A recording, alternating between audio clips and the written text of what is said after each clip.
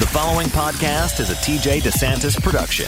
Comments, questions, and inquiries can be sent to DeSantisProd@gmail.com. Are you talking shift? We are.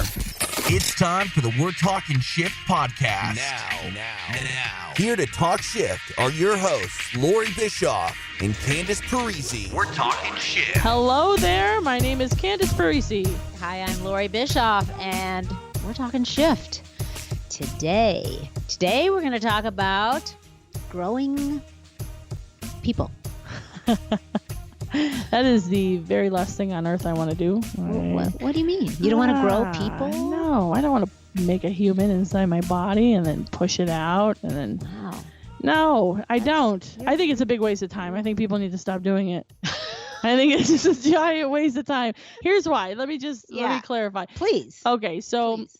You make a human for 9 months, right? Mm-hmm. Inside your body. You push the baby out, Mm-hmm. and then you breastfeed it, and you give it everything that it needs, Mm-hmm. and it loves you, and you love it, and then it becomes 1.5 years old, and it starts telling you no, and then it's 13 years old and sneaking out of the fucking house, and then it goes to a party and fucks up and does something stupid. Mm-hmm. And it would be so stressful. It just feels so stressful. I would just be angry all the time because I did all that work. I grew you. I grew a person. And you know this would all happen because it always happens. Did you do that? Yeah, I did. Uh-huh. This is not about me right now. This is about. I think it's all about you. Yeah, it is. It's always all about me. Here's what here's what I did. Here's what I know, and I'm never gonna let somebody do that to me. Heck no. Get out of here with that. I'm not into. I think that they're amazing. Babies are amazing. I'm a doula. I love watching birth, and I love the whole process of it. But when they turn 1.5 and they could say no or you're stupid, I'm out. I just feel like that was a giant waste of time. So if I could hand my baby over at 1, as soon as it says no, I'm here's your baby now. So you would be an amazing surrogate. I would, yeah. Right? Right. If I wanted to do all that. I'll bake your bun for you, hand it over, and I'm out. I'm good. You deal with the next 20 years of this. Yeah, enjoy it. Monster. Enjoy this little monster that's going to tell you no and not like you're cooking and then run away. Right. Throw up their macaroni and cheese on you. Yeah. Stuff like that. Yeah. And just do things that are dumb. Mm-hmm. No thanks. Wow. Yeah. Wow. Well, I gotta say, I come from a whole different mindset there. Of course you do. I grew 2 humans. Yikes. And they're great humans. Those are 2 really, you did something right. See, I wouldn't. That was luck, pure luck. No, there's. I just got lucky. Yeah, they're amazing. Yeah, I had nothing to do with it. No. Nothing to do with it. I loved being a mother. I didn't plan on it, though. I will tell you, I did not plan on it. It wasn't something that I thought, I'm going to, I'm going to be a mom, and it wasn't one of those fantasies or dreams or a goal. In fact, when Eric and I lived in Chicago, which was right before we had our first child, we had looked at each other, at the, I think it was St. Patrick's Day. So we were out having a great time celebrating, the Day of the River Green in Chicago. It's a big damn deal there. And, we looked at each other and we're having a great time. And we were like, you know what? Let's spend the rest of our lives together because we're having so much fun together. This is awesome. But no kids. Mm-hmm. We were like, we don't need any kids. And cut to 1 year later. Yeah. Guess what? But so it wasn't a plan. It was actually a loosely laid plan. Obviously, there wasn't a lot of strategy put into place for that plan, but we weren't going to have any. But then when we found out, okay, you know what? I guess we are. I guess we are. So we went, all right, well, let's do the parent thing. Let's do it. And man, I loved it. We both did. I loved motherhood. I loved being able to be home with them. I worked part-time for most of their young childhood, probably up until they were like about 13, 14, just Right. I worked part-time. But so essentially for the most part, I got to stay home and take care of my kids. So we had fairly traditional roles, but people underestimate how much fucking work that is. Like people downplay mothers. Yes, they do. All day long. Yes. It doesn't make any sense. It's so hard. And mothers downplay their role. They downplay the value of what they're doing. What do you mean?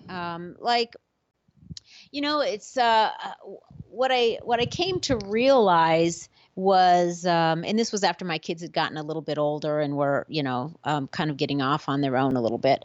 And so they didn't need me to be there for their, every moment of their day. They were getting independent. And so then I started to think about, okay, now, what do I want to do now that I don't have to be a full-time mom anymore or, whatever. But I started to notice, though, that there were a lot of women that, if you say, what do you do? It was like, I'm just a mom. Like, right. What do you mean just? Like, what do you mean just a mom? Yeah. Like, almost like, it's not that impressive. Like, I don't have a title. Like, I'm not a doctor, or I'm not a lawyer. I'm not something that in their minds somehow is higher up on the impressive totem pole. Right. I'm just a mom. And, it started to piss me off. You don't want to piss Loree off. I don't know. No, I was just like, but I'm like, can you imagine like standing around, let's say you're at a social gathering or something, or, an event, and people are like, introducing themselves and, oh, I'm this and I'm that, or I'm an executive, or I'm a whatever, I'm a business owner. And then you're like, I'm just a mom. That's bullshit. Why wouldn't you say, yeah, I make people? Yeah. It's kind of like, is there anything that really could top that? I make people. I make people. That's what I do. Like I grow humans in my body. You're a doctor. You fix people, but I fucking make them. Damn right. That's what I do. Yeah. So I just think that, that there's a lot of that it's sort of overlooked as something that's the most valuable thing that you could possibly do, is to make people. And then there's, what comes along with that. Then you got to do right by raising that little human. And that's a whole other job. Probably. That's a whole other podcast, I think. Yeah. There's that. But just the fact that you are a mom, and maybe you're a mom that's a stay-at-home mom, or maybe you're a mom that's doing double duty and you're working a job outside your home on top of the job you have inside your home. So you're working 2 full-time jobs. Right.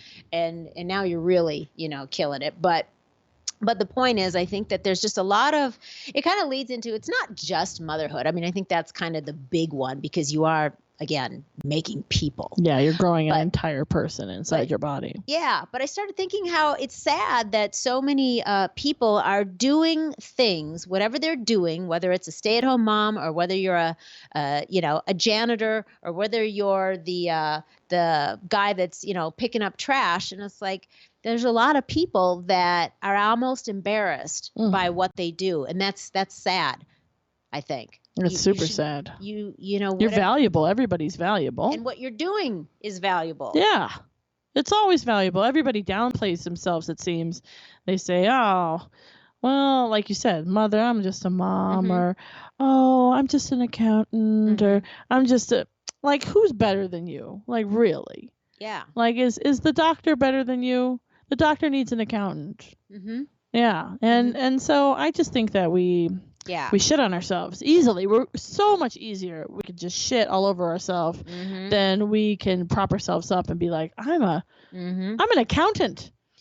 Right. Or I'm this, or I'm that. Yeah. Or, it's being proud of you. Yeah. I'm the guy that comes down your driveway once a week and picks up all of the trash for you and hauls it away and makes that part of your life, which I love. I mean, I get excited when it's trash day because I am so grateful that somebody is coming over here. All I had to do is put a bag out there of stuff I don't want anymore, of stuff that's going to stink up my kitchen, of stuff I want to get rid of and I don't ever want to see it again and I don't want to have to deal with. And there's somebody else that, thank God, is going to come and deal with that for me. And that is a stinky, dirty, nasty job. And I am so grateful that there are people willing to do that.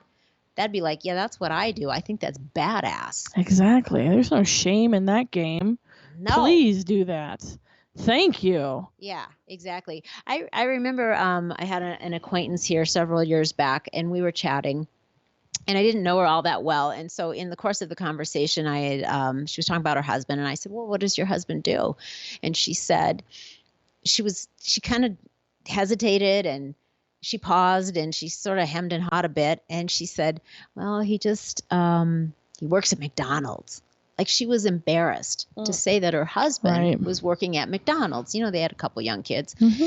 And I felt bad that she actually felt ashamed to say that. Right. And, you know, so we talked about it. I'm like, don't walk away from that. Don't be shy about that. That's your husband. That's amazing. He's actually going, yeah, I'll go flip burgers. I'll do whatever I need to do to take care of my family. And if that's the only thing available to me right now, yeah, I'm not too egotistical. I'm not too proud. I'm not too whatever. Because there's a lot of people that are like, I'm not going to do that. So they do nothing rather than say, because they look down on it. Exactly. And so I'm like, I think that's awesome that your husband is stepping up and doing whatever he needs to do to help take care of his family. Don't feel bad about that. No, don't feel bad about that. There needs to be somebody there. And if that's what he's doing, then he's a hustler. How great is that? He's showing up no matter what. If that's what he's going to do, if that's what he's got, there's no need to shame people. And we can shame people. We can make people feel like they're inferior. We can make ourselves feel that way. We can downplay ourselves. Such a fucking waste of time to do that. Just hustle and live your life the way you want to live it. And if you're a garbage man, thank you. Yeah. Fuck, thank you. Mm-hmm. And if you're working at McDonald's, I love French fries, and I thank you. Thank you so much. And whatever the job may be, I think then, and it's not just jobs. Mm-hmm. It's everything in life. Right. Why don't you applaud yourselves for who you are? Yeah. And doing, whatever it is that you need to do to have the life experience that you are trying to create. Right. So sometimes that means we got to do things that maybe we're not crazy about it. Maybe it wasn't his lifelong dream to work at McDonald's, but maybe maybe that was a stepping stone on the way to it. I mean, sometimes we have to do some things that I'm not crazy about it, but you know what? I'll do it because I know it's going to get me to where I need to go. Exactly. It's connecting dots and it's moving you forward. Yeah. People stay stuck and not do anything because they don't want to feel like shamed, or they feel embarrassed, or they don't want people to know, and so they'll just not do anything sometimes. Yeah. There's a lot of that. Yeah. I've known many people that would rather not work than take a job that they look down their nose on. Yeah. That's beneath me. I'm not going to do that. Yeah. I'll just do nothing instead. Like, that's the better choice. I had a pretty wacky job once. I can't imagine. Yeah. Why don't you share that? Okay, I'll share it. Okay, so for a whole year, I traveled with the Renaissance Fair when I was 19 years old. Don't spit out your water. 19 years old. Don't do it. Hold it. And so, okay, I got it. Okay, you got it down. And so for a whole year, I traveled with the Renaissance Fair, and my job was to be a drench-a-wench. So basically, it was me and this other girl, right? And you were that girl. Yeah, I was that girl. And so she was, okay, there's two of us. And it was in a dunk tank, right? And so she would take her shift, and her shift was to be like the sexy one, and was to say sexy things, and people would come and throw a ball at a target and then dunk her, okay? And then my job was to be a dick. And so when my shift came up, I would go up there, and I would just say the most awful shit so that people would come and throw a ball and dunk me in water. Right. And it was hilarious. It was hilarious. We would have like hundreds of people just standing around and just laughing and having a good time. And it was one of the best times of my life. Okay, I have a question. Okay, I'm ready. All right. So my question is, since she was the one that would say all the sexy, salacious stuff. Yeah. And then you were the one that, in your words, I was the one that got to be a dick. Yeah. So was that a choice that you made? Yeah. You said, I don't want to be that one. I want to be that one. Yeah, we sat down and talked about it. Okay. She's like, I don't know. I'm not very, how about you? What do you want to do? And I'm like, well, I'm really good at being sarcastic and saying things very quick-witted. She's like, well, I'm not. Okay. And I was like, well, then you get to be the sexy one. Perfect. So you get to say sexy stuff, and I'm going to say absurd things, and we're going to make a shit ton of money. Yeah. All right. I kind of thought that, but I didn't want to make any assumptions. Yeah, it was the perfect job for me. I loved that job. I bet and I dropped out of school and took that job. I was like, be a doctor? No, I don't think so. I think what I want to do is travel for a year with the Renaissance Fair. I want to be a drench-a-wench. I'm Damn not right. Be a doctor. You Drench-a-wench. Like you did a 180 because you were going to be a doctor, yeah, right? That was the original plan. I was there, and I was like, you know what? This is not me. Yeah. And somebody said, hey, I have a job for you. And I said, I'll take it. That's so much more me. Let's go. And I went from state to state and got dunked in ice cold water over and over again because I was a rude mofo, and I was so good at it. If there was a job today that I could just like say, I mean, I guess I could. I think that's a needed job. I think that's right up there with motherhood and important jobs. Drench-a-wench. Yeah, because if you leave the Renaissance Fair and you haven't had there's no wench to drench, I mean, you would be really unfulfilled. It would be an unfulfilling life. Why go to the Renaissance Fair if you can't drench a wench? Yeah. Yeah. Yeah. Mm-hmm. Save the wenches. It was the best job ever. And so the moral of the story is just do whatever the fuck you want. And wear it proudly. Wear it proudly. Be proud. I'm proud to be a drench-a-wench, damn it. That's a great story. Yeah. I love the fact that you went from I'm not going to be a doctor. I'm gonna be a drench-a-wench. Surgery? No, that's not for me anymore. Mm-hmm. What I'm gonna do though is I'm gonna wear almost nothing and scream at strangers until they throw a ball to target and dunk me in water. That's what I want to do, and I do not regret it for 1 second. I don't regret I don't regret. You got to follow your heart. I followed my heart. Here I am today. And here you are. That's awesome. That's a great story. Thanks. I don't think I have any jobs in my past that could possibly compare to that. Wow. Yeah. That's a compliment. Thank you. Yeah, that's a good one. Thanks. That's a good one. So we're doing this new segment. Yes. And it's the shift doctors. We're doctors of. I'm not a doctor because I decided to be, soaking wet and yell at people instead, but and do other things too. But we decided that we are shift doctors. We're the doctors of shift. And then what do you got there? That's what we do. We help people shift. Yeah, we do. All right. So Sylvia wrote to us, and Sylvia has a question about. Let me see here. Okay, here it is.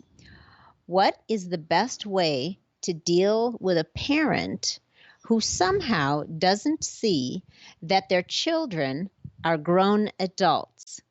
It's more like a control issue versus being respectful and courteous.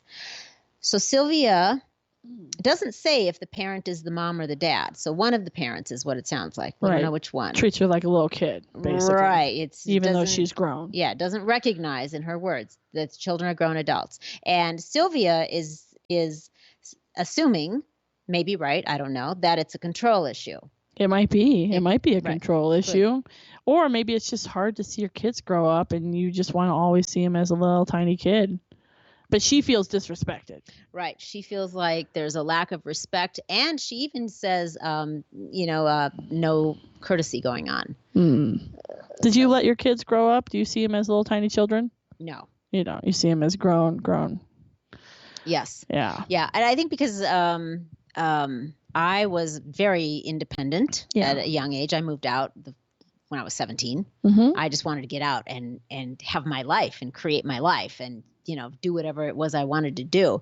So I wanted to support. So it was normal for me to let my kids have the freedom to grow up and do whatever they wanted to do and not only be respectful, but support them, and obviously guide them, but not control. Right. Not control.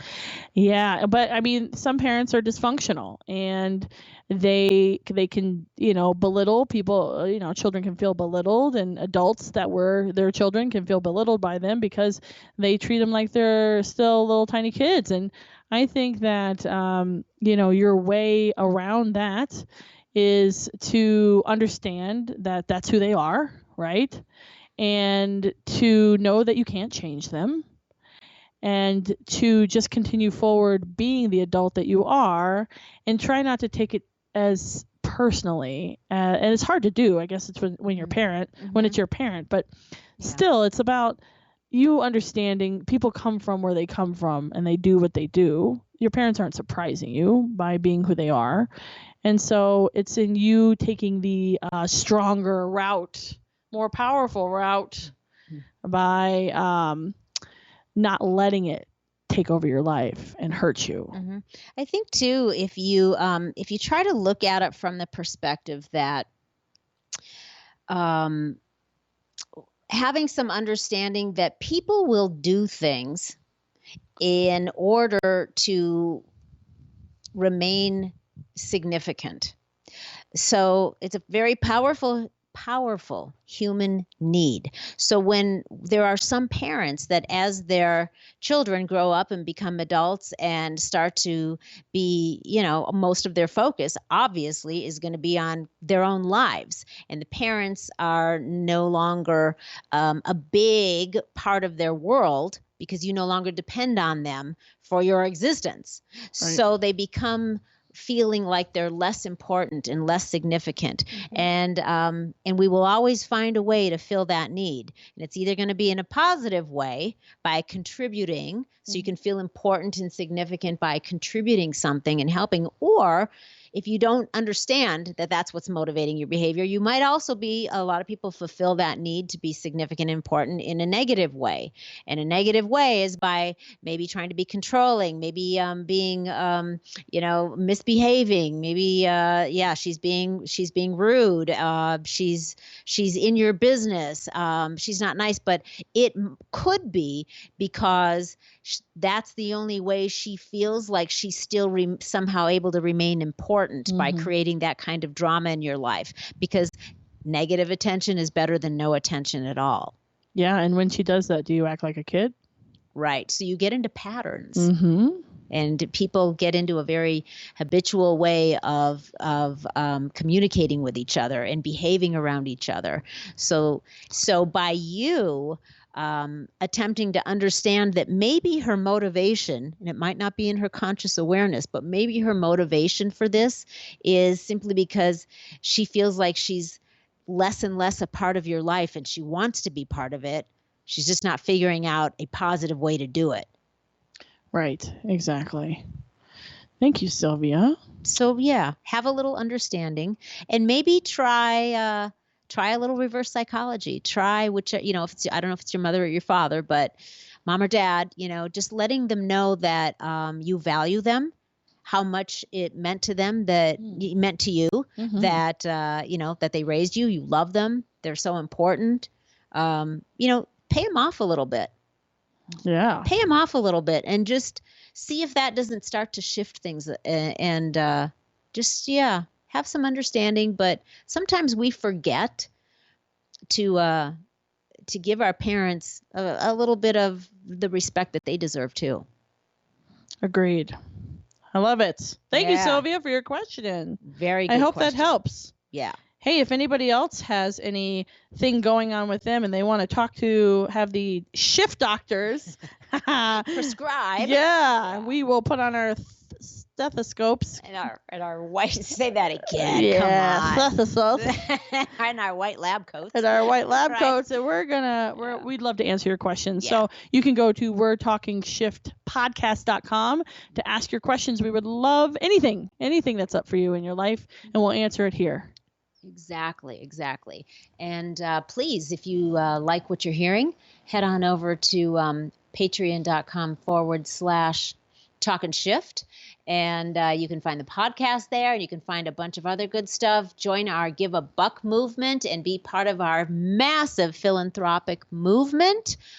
Give us some ratings. Yeah, massive. Give us some ratings, though. Give us some stars on iTunes and send us your comments. We really want to know what you think. Yeah, give a buck. And if you would like a private session with Loree, Bischoff, or myself, you would go to We'reTalkingShiftPodcast.com. And we are on Facebook, Twitter, Instagram. We're all over the place at We're Talking Shift Podcast. Come hang out with us. Come follow us. Come like us. Come say hello to us. Yeah. So have a great day. Go make some shift happen. You too, Gary V. The preceding podcast was a TJ DeSantis production.